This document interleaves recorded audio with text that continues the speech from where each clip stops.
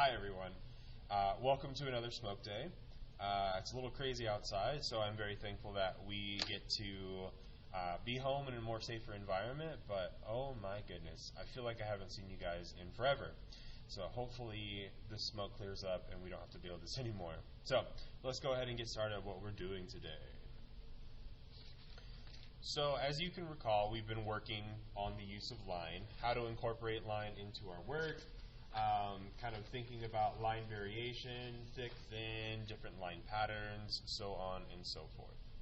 So here, again, we kind of started with forcing ourselves to kind of have a prompt and think a little bit outside of the box. And then once we finished this, we moved into thinking about symbols that we would like to use for the creation of our books. Once we finish this, we kind of jump back into a little bit more practice. And then, of course, your guys' yesterday's smoke assignment was just like a little quick challenge, if you will, where you were only able to use 4 different variations of line. So now that we've done all of this work, we have a good sense of skills under our belt and kind of where to start. So today we are going to be moving into the practice phase of the creative process. So remember, again, we started with building some skills. We thought through our ideas. We kind of explored general ideas of what we wanted to use or do for our books. And then now we're going to jump into practice. So practicing in art looks different across the board. And for every single artist, some artists love practicing and they prefer to practice all day. Some artists hate practicing. And for you guys, since we are, this is a level 1 class, we kind of have to experience the full start to finish a few times before you're able to establish how you are comfortable with creating art. So here, we typically start with thumbnails. So I'm sure a lot of you, when you hear the word thumbnail, you think instantly about YouTube and those little images that you see on the video. And a thumbnail is essentially a snapshot of an idea or a preview to what you're going to be seeing.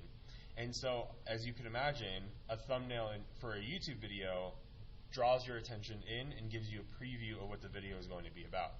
So this is a similar idea where you take your ideas and you kind of make little snapshots and little ideas so that when you go to the kind of producing phase, you can pick your best idea and use that to make a final product. So again, remember our books. So this is a book that I created, and it's not done, as you can see. However, I did get a good start here. And I went ahead and I spread out my symbols throughout my page. Now, when I was creating this, I had no rhyme, no reason, and so I just threw them onto the page. But as you can imagine, you as the artist, you can arrange these however you'd like. So on your thumbnails, remember your thumbnails are just rough sketches, rough ideas to get started. So here, there's no skill level requirement. Really, again, it's just to throw your ideas out there. So really, you can start with kind of just placing like shapes, like say this is where my peace sign is going to go. Let's say I want to put my Honda sign over here, and I want this one to be super big. Maybe I want to put my books like literally down here. And then I want to put my lava lamp over here.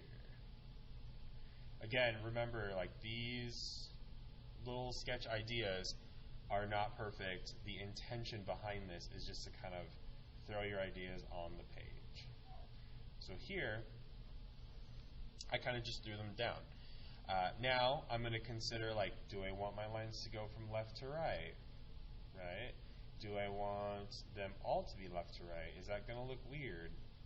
And so remember, again, this is your opportunity to get all the bad ideas out of the way, like this one looks horrible, and potentially get the good ideas kind of started. So starting a new thumbnail, I'm going to now think about, okay, maybe I can put a giant eye over here, let it bleed off the page a little bit.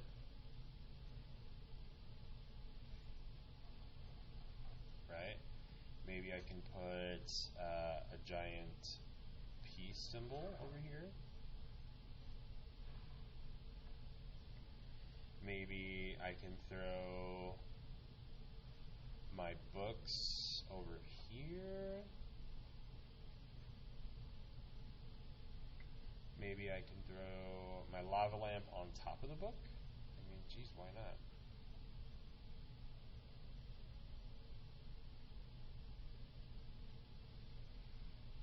What else do I got? And my Honda sign. So let's put my Honda sign like up here. So, as you can see, layout, much better. Kind of utilizes space quite well. And then now maybe I want to think about my line pattern. Here, again, I can do lines across, I can do swirly lines, I can just break it up. I mean, again, these are where your ideas are going to live, so that when it comes time to producing a final product, you can pick your best idea. So let's see here. Let's see what a swirl might look like.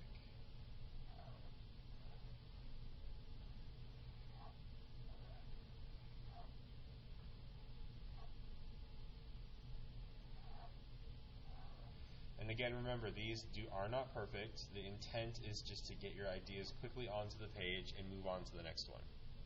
So here, you're going to create, there's a space for 8 thumbnails, but I want you guys to create a minimum of 10. Now, this is challenging, right? Because we have a few ideas already in our mind that we've been thinking of, but I want you to force yourself to go to that next level. Get as many ideas as you can on the page so that when it comes time to starting our rough draft, we have a clear sense of where we want our ideas to be. So again, think about all the variations. The challenge here is enlarging a lot of your symbols to take up space. You want to grab your viewer's attention, not let it get lost in like these ideas here, right? So if you look at the two, this one draws your eye almost instantly. This one kind of just lets your eye linger, kind of float around with like no purpose, if you will. So I'm going to show you a couple examples just so you can kind of start thinking through.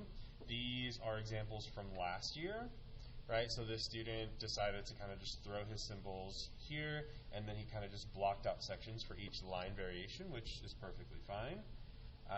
This student here, she decided to, again, throw all of her symbols down and then just kind of fill in all the spaces. As you can see, she wasn't quite done yet because we had to move on, but definitely a pretty solid idea. Same thing here, right? Look at the use and where she put her lines, where she put her symbols. There's another one.